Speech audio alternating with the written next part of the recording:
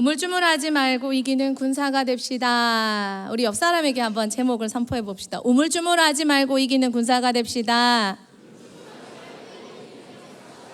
네. 우리가 있는 이곳은 고요히 보여도 전쟁터입니다. 느끼십니까? 전 세계 곳곳에 교회와 가정 참 많이 공격받고 있습니다. 동시에 하나님의 부흥도 이 세계 가운데 크게 일어나고 있습니다. 아프리카, 중국, 인도네시아 환경적으로 정말 어렵지만 강력한 부흥과 또 세계 곳곳에 기도 운동도 일어나고 있습니다. 하나님의 역사하시는 부흥, 그 속에 사단의 공격도 같이 동시다발로 일어납니다. 지금 우리 교회도 마찬가지인 것 같습니다. 두 흐름이 동시에 일어납니다. 하나는 부흥이요, 하나는 공격입니다. 부흥이 시작되면 반드시 공격이 함께 들어옵니다. 하나님 일하시는 곳에 사단은 더 집중, 포격을 날리기 때문입니다. 에덴 동산에서도 초대교회에서도 그리고 오늘 우리의 가정과 마음에서도 교회에서도 그렇게 일어나고 있습니다. 그 속에서 우리는 어떻게 대처해야 되고 어떻게 살아야 하는지 오늘 함께 살펴보길 원합니다. 우물쭈물하지 말고 이기는 군사가 되자. 첫 번째입니다. 영적 전쟁이란 무엇인가? 영적 전쟁은 단순히 무섭거나 신비한 것이 아닙니다.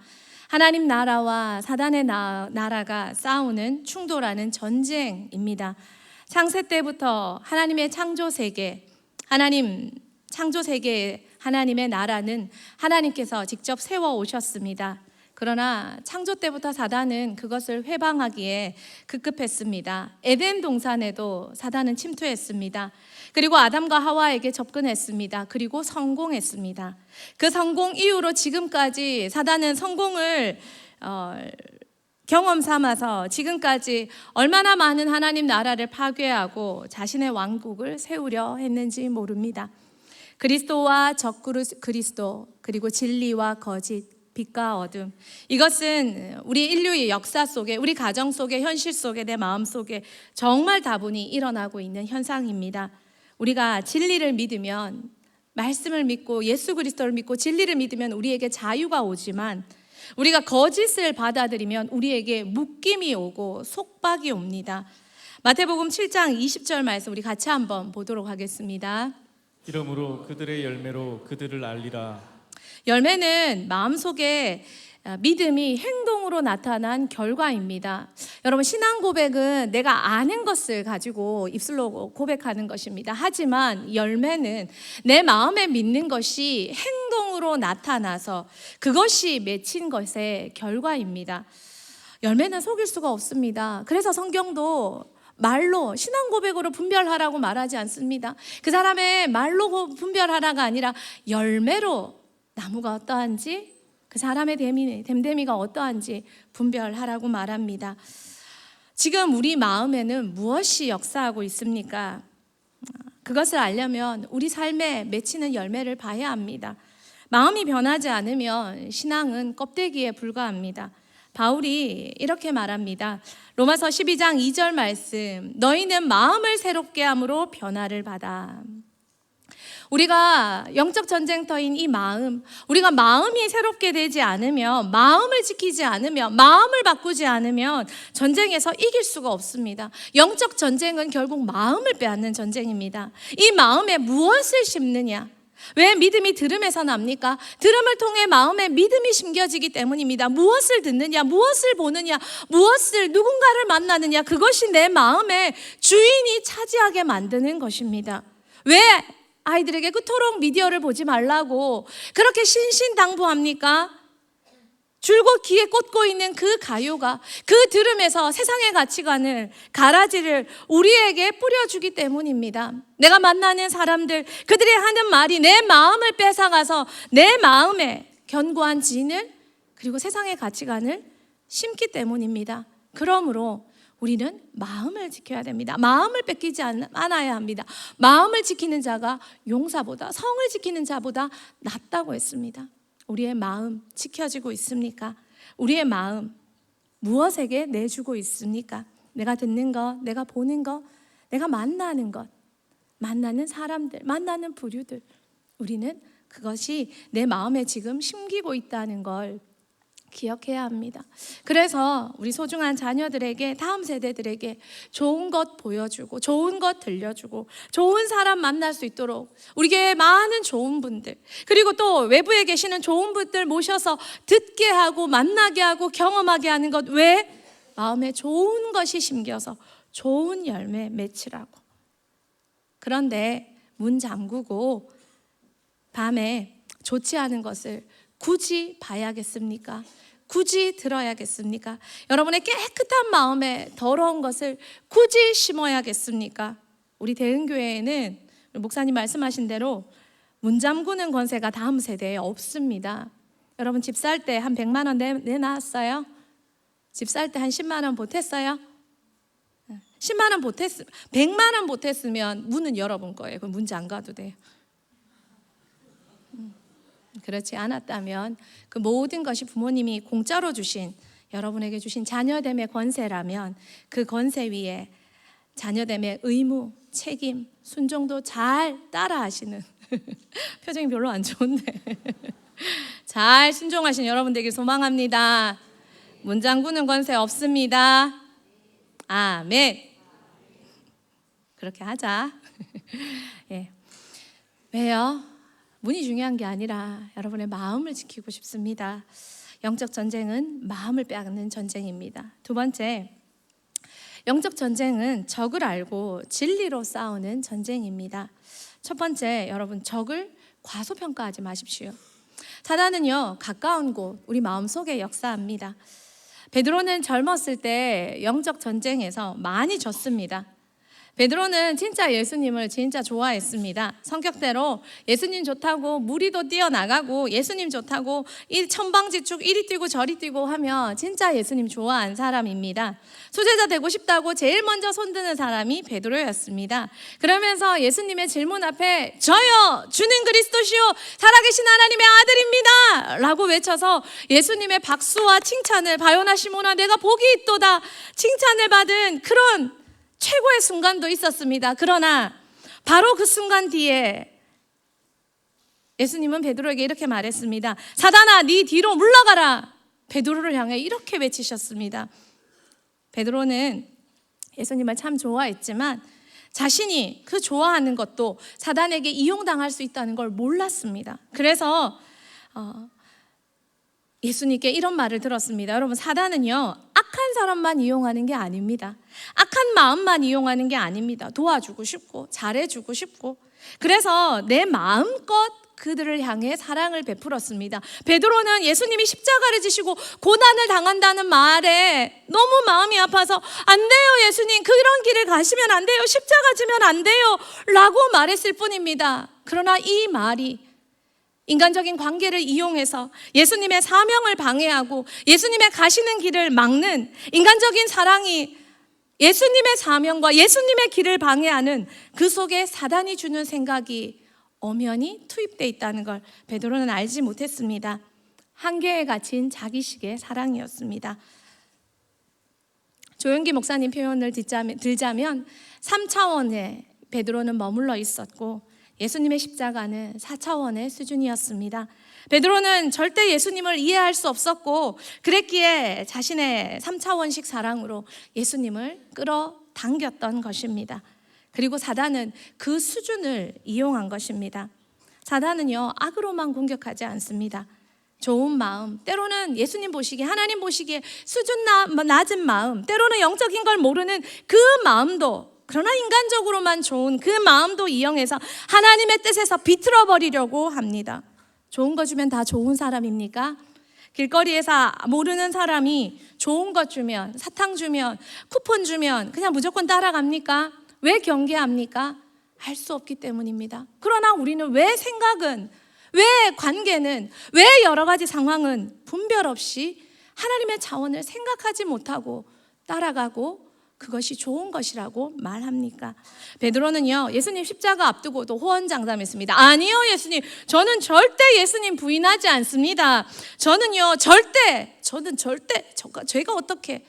그러나 닭이 3번 울고 베드로는 부인한 자신을, 예수님을 부인한, 모른다고 말한 자기 자신을 발견했습니다. 그래서 울었습니다. 이제 노년의 베드로가 원숙한 지혜로 우리에게 권면해 줍니다. 뭐라고요? 베드로전서 5장 8절에서 9절 말씀 같이 읽겠습니다. 근신하라 깨어라 너희 대적 마귀가 우는 사자같이 두루다니며 삼킬 자를 찾나니 너희는 믿음을 굳건하게 하여 그를 대적하라. 이는 세상에 있는 너희 형제들도 동일한 고난을 당하는 줄을 알미라. 베드로가 너무 많이 당해봐서 말합니다. 근신하라 깨어라 너희 대적 마귀가 우는 사자같이. 친절하고 착하고 좋게 인간관계로 사역하는 거 아니야. 베드로가 얼마나 열심히 사역했습니까? 그걸로 사역하는 거 아니야. 근신하라 깨어라 너희의 싸움은 우는 사자같이 삼킬 자를 찾는 저 어둠과의 전쟁이야. 이는 세상에 있는 너희 형제들도 동일한 고난, 나도 베드로 자신도 너희 형제들도 이런 고난 당했어 라고 원숙한 노년의 베드로가 우리에게 말해줍니다. 그러므로 우리는 이 싸움이 있고 이 어둠의 공격이 있다는 걸 알고 근신하고 깨어 있어야 합니다.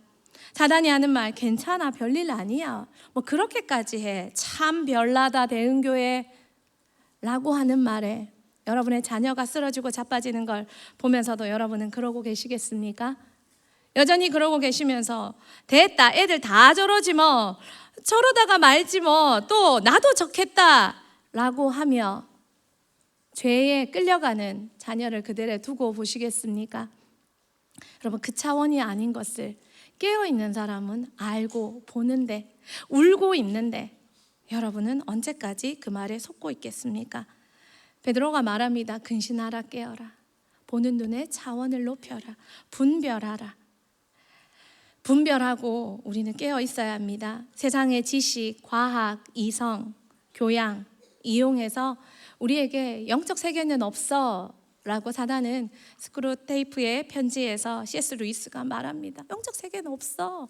아니야 영적 세계는 그렇게 중요하진 않아. 축소하고 왜곡시킵니다. 그러나 성경은 우리한테 절대 사단은 그렇게 말해도 성경은 우리한테 그렇게 말 안 합니다. 골로새서 2장 8절 말씀 같이 한번 봅시다. 현대인입니다. 여러분은 실속 없고 기만적인 철학에 사로잡히지 않도록 주의하십시오.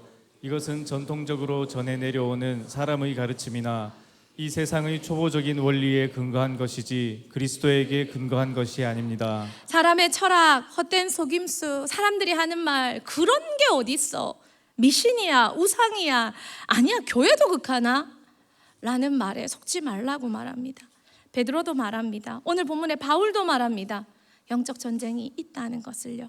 그러면서 이 전쟁에 임하는 우리에게 이렇게 말합니다. 이렇게 싸우라고. 교양으로 싸우고 이성으로 싸우고 지성으로 싸우고 합리성으로 싸우고 이걸로만 다 싸우는 것이 아니라 고린도후서 10장 4, 5절 같이 읽겠습니다. 우리의 싸우는 무기는 육신에 속한 것이 아니요 오직 어떤 견고한 진도 무너뜨리는 하나님의 능력이라. 모든 이론을 무너뜨리며 하나님 아는 것을 대적하여 높아진 것을 다 무너뜨리고 모든 생각을 사로잡아 그리스도에게 복종하게 하니. 아멘. 영적으로 분별해야 합니다. 분별하고 영적으로 싸울 줄 알아야 합니다. 목자십니까? 셀 리더이십니까? 교사이십니까? 부모이십니까? 내 가정에 지금 어둠이 침투하고 내 마음에 어둠이 침투하고 그런데 그걸 우리가 보지 못하고 영혼 맡은 자라면 언제 그들이 찔리고 다치고 할 때 우리가 얼마나 마음이 아플까요? 또 찔리고 다쳐도 여전히 모르고 교양으로 훈수하고 있는 우리의 수준을 하나님이 보시고 뭐라고 말씀하실까요? 지금 당신도 속고 있습니다. 두 번째입니다. 같이 한번 읽겠습니다. 시작. 영적 전쟁의 구조를 파악하십시오. 여러분 영적 전쟁은 세 가지 파트에서 이루어집니다. 첫 번째는 세상이고 육체이고 사단입니다. 사단의 삼중 전략입니다. 세상에 그리고 육체에 그리고 사단이 이 모든 것을 같이 합니다. 세상은요, 하나님이 창조할 때 세상은 절대 하나님이 사랑하는 공간이었고 사랑스러운 세상이었습니다. 사랑의 대상이었습니다. 하지만 죄가 들어오고 세상은 타락한, 하나님을 떠나 타락한 공간이 되었고 세상이 낳는 문화는 타락한 문화, 하나님을 멀어지게 하는 문화가 되었습니다. 그 문화가 만들어내는 여러 가지 문화적 소산물, 패션, 또 가치관, 또 여러 가지 영상물, 때로는 여러 가지 철학들, 이론들, 때로는 책들, 여러분 그것을 쫓아가면 어떻게 될까요? 성경은요, 단 한 군데서도 세상 따라가라고 말한 적이 없어요. 로마서 12장 2절 말씀에 너희는 이 세대를 본받지 말고, 성경은 절대로 세상 따라가라고 말한 곳이 없어요. 세상과 구별되라고 우리한테 말해줬어요. 그런데 대학에 들어가고 직장에 나가고 세상에 나가면 우리는 분별하고 구별돼야 되는데 세상과 동화되기가 너무 쉽다는 거예요. 분별하지 못하면 동화된다는 거예요. 뭐 이렇게까지 별일 없네 하며 점점 죽어가는 걸 알지 못한다는 거예요. 제자훈련 2.0 시간에 요한복음 17장에 예수님의 제사장적 기도를 읽었습니다. 예수님이 우리를 위해 얼마나 간절히 기도하시는지. 그런데 그 기도의 내용이 아버지 저들이 세상에 섞이지 않게 하여 주시옵소서, 세상에 속하지 않게 하여 주시옵소서, 너무나 간절히 기도하고 있다는 것입니다. 세상이 재밌습니까? 세상이 즐겁습니까? 세상이 주는 도파민이 필요하다고 말씀하십니까? 여러분, 우린 돌아봐야 됩니다. 섞여가고 있는 나 자신을, 그리고 그곳이 내게, 나를, 내 가정을 죽이는 통로가 된다는 걸 분별해야 합니다. 내가 등교하는 세상, 타락한 곳입니다. 내가 출근하는 세상, 타락한 곳입니다. 그곳에서 분별돼야 됩니다. 사단은 이 세상을 장악하고 활동하고 있습니다. 또한 사단의 또한 거하는 곳이 육체입니다.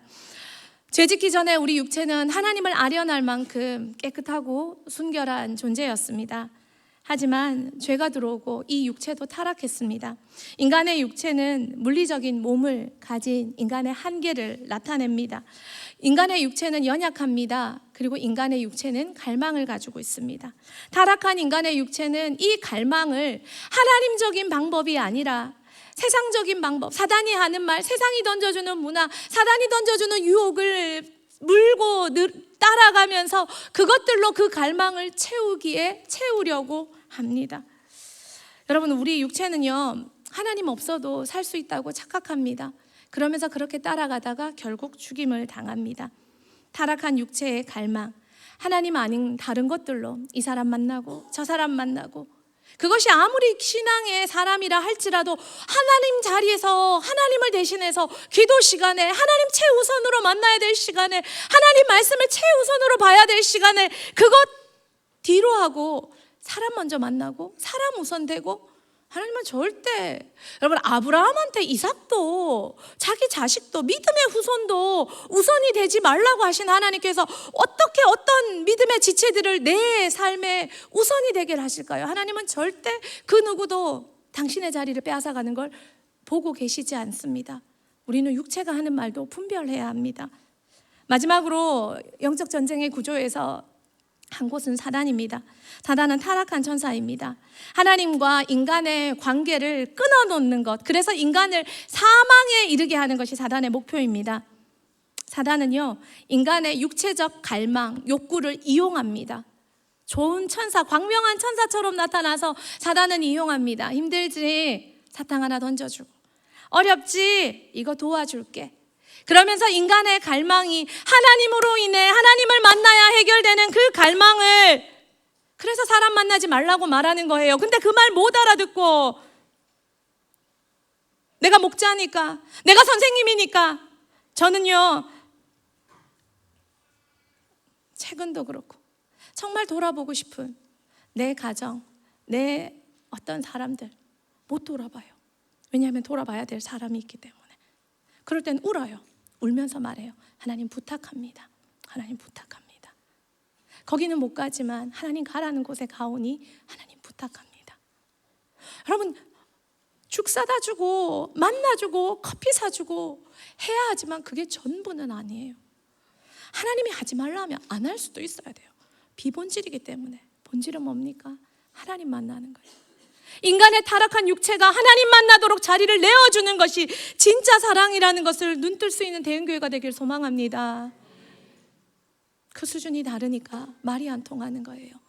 그리고 사역의 현장이 다른 거예요. 세상은 우리에게 거짓말합니다. 하나님 없어도 돼. 육체는 지금도 욕구를 부추깁니다. 네 욕구를 네 방식으로 채워.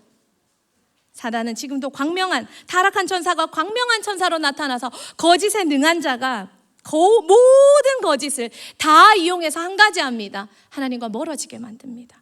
여러분, 이 세계가 따로따로가 아니라 얽혀서 우리를 뒤흔듭니다. 어떤 사람은 육이 약한 사람은 정욕을, 어떤 사람은 세상 문화가 약한 사람은 세상 문화에, 패션에, 아니면 여러 가지 어떤 문화적인 어떤 컨텐츠에, 아니면 영적으로 어둠의 그런 광명한 천사로.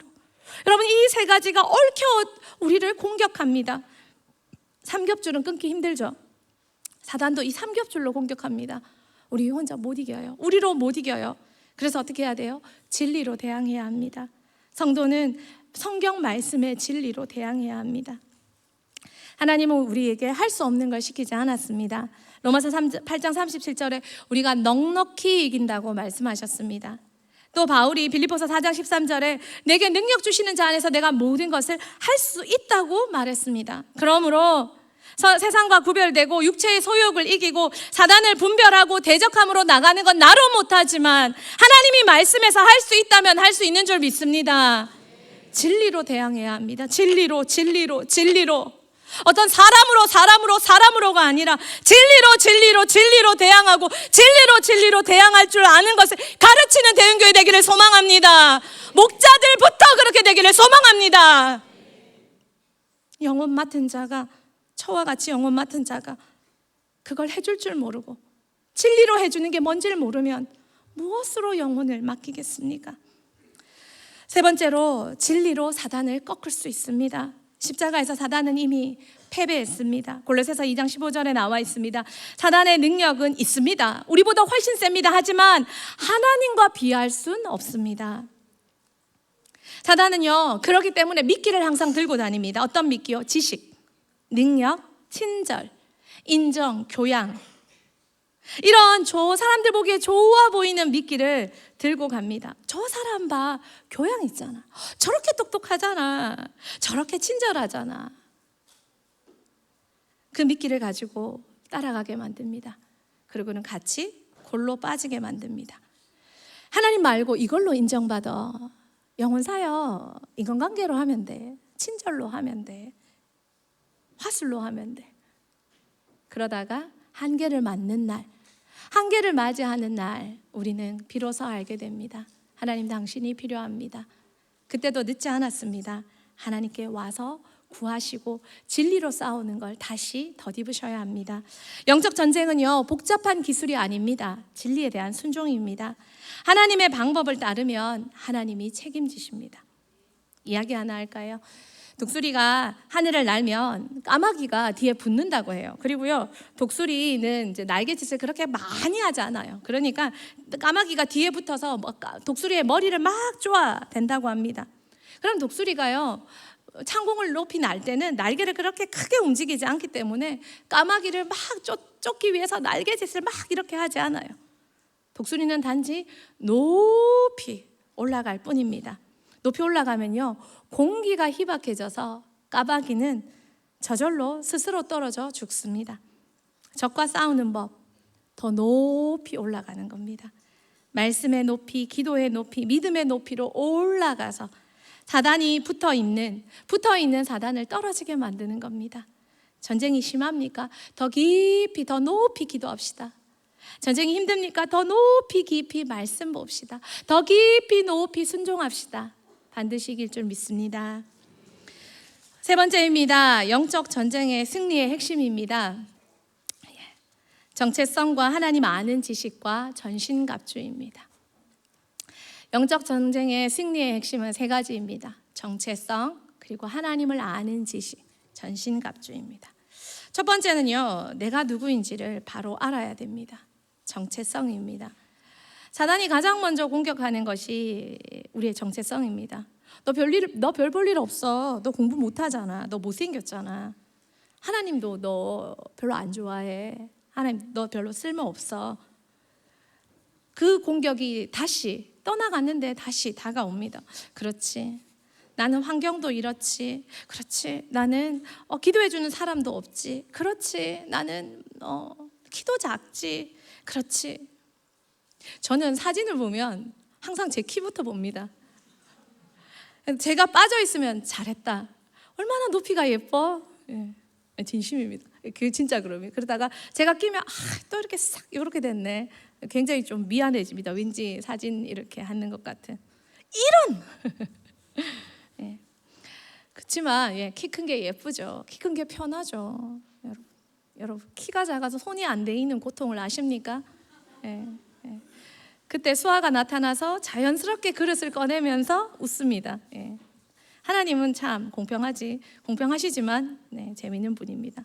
그런데요, 사단은 그런 하나하나까지 눈이 작잖아, 쌍꺼풀이 없잖아, 콧대가 낮잖아, 별의 별걸 가지고 다 별 볼 일 없다고 말합니다. 공부 못하잖아.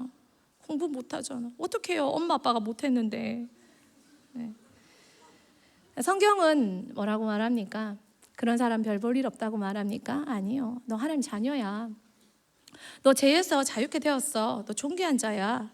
하나님의 자녀의 정체성을 잃는 순간 세상적인 것이 다시 들어옵니다. 그렇지, 내가 외모가 이렇지, 내가 인격이 이렇지, 내가 환경이 이렇지, 내가 능력이 이렇지, 그러면서 다시 하나님께로 가야 되는데 다시 잃어버린 세상으로 가서 그것을 주워 담으려고 열심히 인정받으려고, 난 근데 이것도 잘해요, 난 이것도 잘해요, 막 나 키 이렇게 클 수 있어요, 이러면서 영적인 무너진 자존감을 세우려 합니다. 그걸로 될까요? 내가 지금 무엇에 매달리고 있는지 한번 살펴보십시오. 충만한 자는 결코 비본질에 붙들리지 않습니다. 지금 나는 무엇으로 나의 정체성을 삼는가? 1세대요? 2세대요? 3세대요? 여러분, 우리에게 출생의 선택권은 없습니다. 내가 태어나 보니 아브라함의 가정이었고, 나는 아브라함의 세대였고, 나는 지금 남하로 또 누군가로 태어났습니다. 그렇다면 거기에 완벽한 계획이 있는 줄 믿습니다. 나는 나로 살면 됩니다. 주신 안경에 감사하고, 주신 외모에 감사하고, 주신 능력에 감사하고, 1달란트는 1달란트대로, 2달란트는 2달란트대로, 5달란트는 5달란트대로, 5달란트라고 외치는 그 친구는 여기 없습니다. 왜요? 왜 그럴까요? 달란트가 모자라서? 저는 5달란트라고 외치는 사람은 그 친구 처음 봤습니다. 그렇게 외쳤는데 이 자리에 없습니다. 달란트의 차이입니까? 아니요. 여러분, 태도는 자신이 결정짓습니다. 여러분, 몇 달란트 붙잡았는 게 중요한 것이 아니라 그 달란트 속에 나의 태도는 어떠한지 우리 살펴봐야 합니다. 꼭 기억해 주십시오. 충만한 자는 비본질에 붙잡히지 않습니다. 나는 하나님의 정체성으로 충만한가? 두 번째는요, 하나님이 누구신지 알아야 됩니다. 하나님을 아는 지식입니다. 호세아 4장 6절 말씀, 호세아가 우리한테 이렇게 말합니다. 같이 한번 읽어보겠습니다. 내 백성이 지식이 없으므로 망하는도다.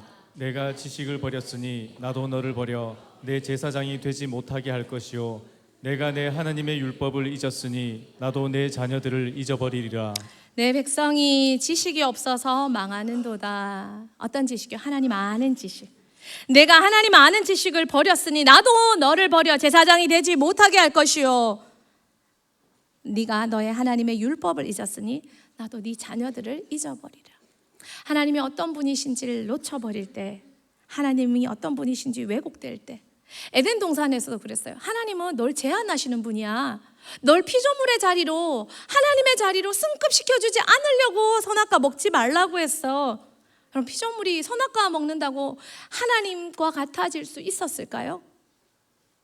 사단은요, 선악과는 과일 하나 먹는 문제가 아니었어요. 아담은 몰랐어요. 하와도 몰랐어요. 그러나 사단은 알았어요. 이 과일 하나 속에 얼마나 큰 의미가 있다는 걸. 하나님과 아담의 신뢰관계가 있고, 하나님이 아담에게 주신 모든 특권의 혜택의 한계선이고 마지노선이고 경계선이라는 걸 사단은 알았습니다. 사단은 알면서 줬습니다. 그걸 몰랐다고 말할 수 있을까요? 사단이 원하는 건 하나님에 대한 왜곡입니다. 여러분, 하나님 어떤 분이십니까? 하나님에 대해서 정말 아십니까? 하나님은요, 천사도 시기할 만큼 우리와 개인적인 관계를 맺으시면서 우리의 기도는요, 하나님께 직통으로 가요. 하나님은요, 천사를 거치지도 않아요. 어떤 영매자도 필요 없어요. 구약에는 제사장이라는 대제사장이라는 그 사람이 필요했지만 지금은 예수 그리스도 때문에 그 어떤 영매자도 필요 없어요. 직접 하나님께 나아가서 아빠, 아버지, 내가 뭐가 필요해요? 내가 뭐가 속상해요? 하고 말할 수 있도록 만들어주셨어요. 진짜 아빠가 되어주셨어요. 천사도 흠모한다고 말했어요. 근데 사단이 이게 너무 꼴보기 싫은 거예요. 이게 너무 싫은 거예요. 그래서 하나님의 상을 왜곡시켜버렸어요. 꼬아버렸어요. 여러분, 하나님에 대한 무지를 채우고, 그래서 말씀 보라고 하는 거예요. 말씀 안에 우리 하나님의 진짜 모습이 담겨 있어요. 그리고 말씀에 대한 무지를 채우고 오해를 풀며 나와야 돼요. 그럴 때 진짜 하나님을 제대로 알 때 우리의 모든 꼬인 것들이 풀리는 은혜가 있어요. 하나님 한 분으로 내가 만족할 수 있는 이유는 그분이 너무나도 위대한 분이시기 때문입니다. 그 사실을 진짜 가슴 깊이, 가슴 충만하게 받아들이는 여러분 됐으면 좋겠습니다. 세 번째는요, 하나님께서 전신갑주, 영적 유니폼을 주셨어요. 영적 유니폼. 전쟁은 내 맘대로 하는 게 아니에요. 하나님이 입을 옷까지 주셨어요. 에베소서 6장 12절 말씀 같이 한번 보도록 하겠습니다. 우리의 씨름은 혈과 육을 상대하는 것이 아니요 통치자들과 권세들과 이 어둠의 세상 주관자들과 하늘에 있는 악의 영들을 상대함이라. 우리의 씨름은, 우리의 싸움은 혈과 육, 육탄전 이게 다가 아니라는 거야. 악한 영을 대적하는 싸움이라고 사도 바울도 말하고 있어요. 이 싸움의 시작은 분별에서 시작돼요. 분별. 누가 적인지를 알아야 돼요. 이게 지금 전쟁터가 지금 심각해지고 있네. 어디가 지금 털리고 있네. 누가 적인지도 분별 못하고 무차별로 막 쏴대면 그 사람 때문에 다른 사람도 죽어요. 하나님의 방법대로 싸워야 돼요. 하나님이 우리한테 전쟁 시 입을 옷을 주셨어요. 그걸 전신갑주라고 하고, 지금 말로 하면 방탄조끼, 방탄복, 영적 유니폼, 영적 교복을 주셨어요. 여러분, 학교 다니면 그 학교에 맞는 옷을 입어야 되잖아요. 직장 다니는데 그 직장에, 군인이면 군복을, 의료인이면 의료인복을, 그 직장에 맞는 옷이 있을 경우에 은행원은 은행복을 입어야 되는 것처럼 우리가 영적 전쟁에도 내 맘대로 입고 내 맘대로 싸우는 게 아니에요. 저 싸웠는데요. 아니요. 오늘 본문에 바울이 이걸 입고 싸워라, 이렇게 싸우라고 말하고 있어요.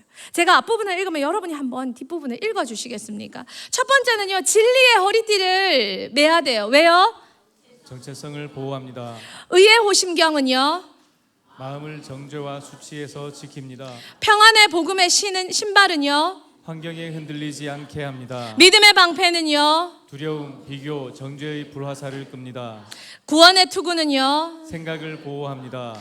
성령의 검 말씀은요. 유일한 공격 무기입니다. 그래서 예수님도 기록하였으되 하고 말씀으로 싸우셨어요.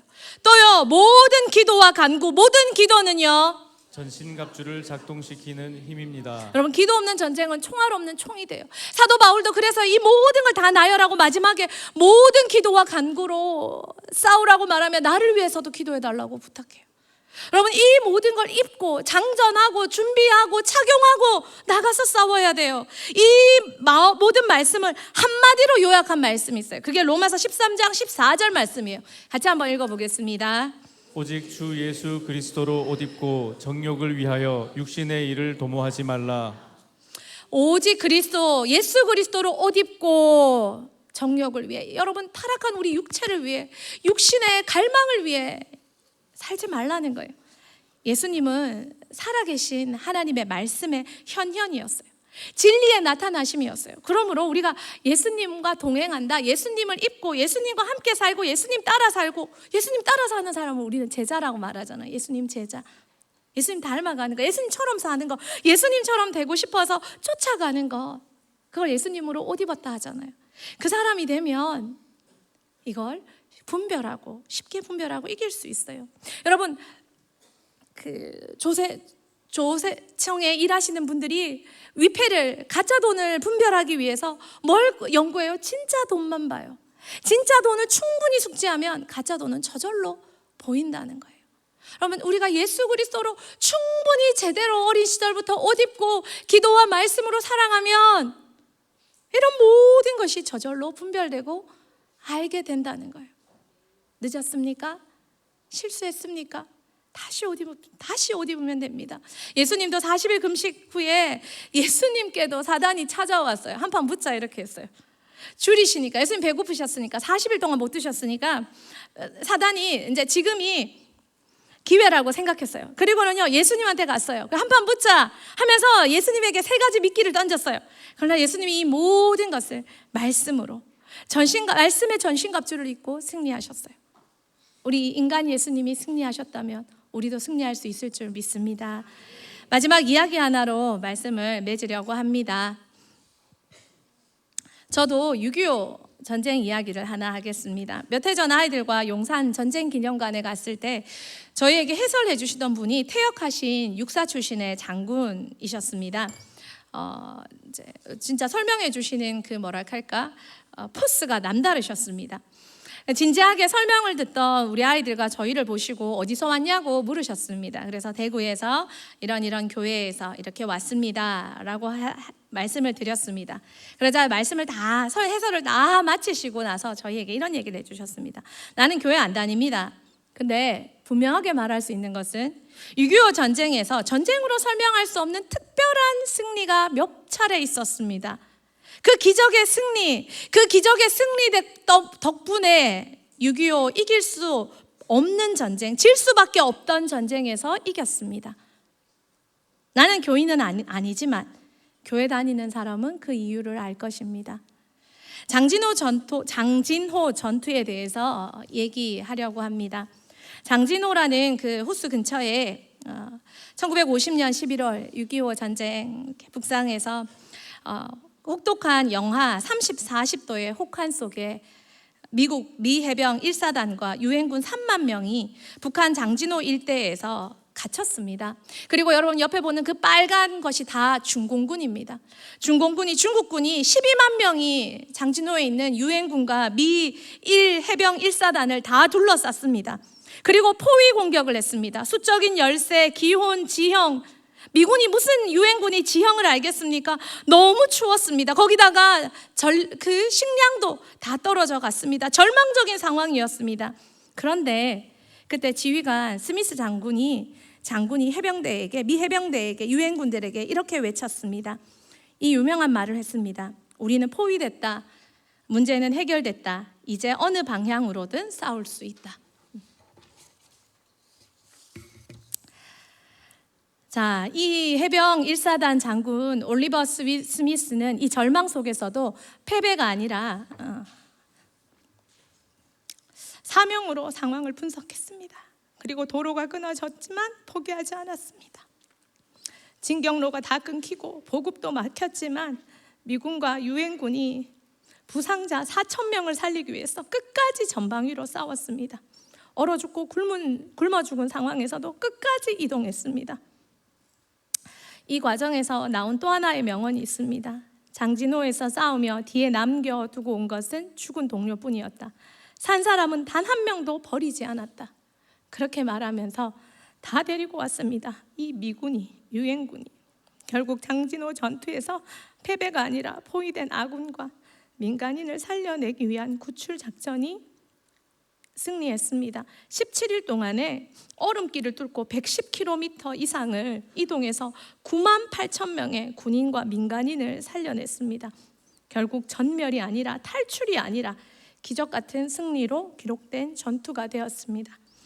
이 전투를 기록한 군종 목사가 이렇게 말을 했다고 합니다. 승리한 군인은 무기가 뛰어난 사람이 아니라 전쟁 속에서도 전진을 멈추지 않는 사람이다. 이 이야기를 읽는데 왜 우리 교회가 참 많이 생각났는지 모르겠습니다. 우리나라 참 불쌍한 나라입니다. 정말 우리나라 위해 많이 기도해 주시고 우리 교회 특별히 목사님 내외를 위해서 많이 기도해 주시면 좋겠습니다.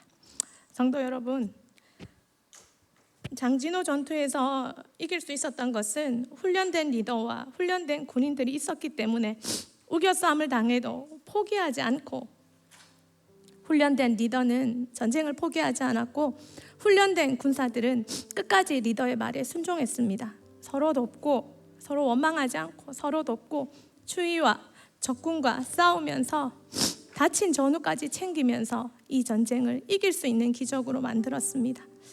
우리의 영적 전쟁도 그렇습니다. 넘어져도 말씀 붙잡고 다시 일어나십시오. 우리는 적이 아니라 아군입니다. 함께 전진하는 군사가 되어야 합니다. 승리는 하나님께 있습니다. 가정이 흔들립니까? 마음이 공격받습니까? 모르면 우물쭈물합니다. 그러나 다시 일어나십시오. 멈추지 말고. 선택에 죄가 없다는 게 아닙니다. 우리의 육체로 잘못 선택한 것은 철저하게 회개해야 합니다. 그러나 또 다른 영적 전쟁은 여전히 기다리고 있고 그 전쟁에서 패배했지만 다시 일어난 훈련된 군사가 필요합니다. 오늘 하나님께서 우리에게 주신 명령은 단순합니다. 전신갑주를 입어라. 말씀을 붙잡아라. 기도로 전진해라. 전쟁 한가운데 있지만 승리했다는 결과는 이미 떠 있습니다. 이 시간 이 사건들을 분별하고 자신의 선택과 행동에 그리고 그 열매에 회개하며 다시 기도로 일어나 승리할 수 있는 여러분 한 분 한 분 되시고 우리 대흥교회 되기를 간절히 소망합니다. 우리 대한민국 되기를 소망합니다. 오직 하나님의 영광과 하나님의 나라를 위해 함께 싸우는 순결한 대흥교회 되기를 축복합니다. 우리 같이 찬양하겠습니다.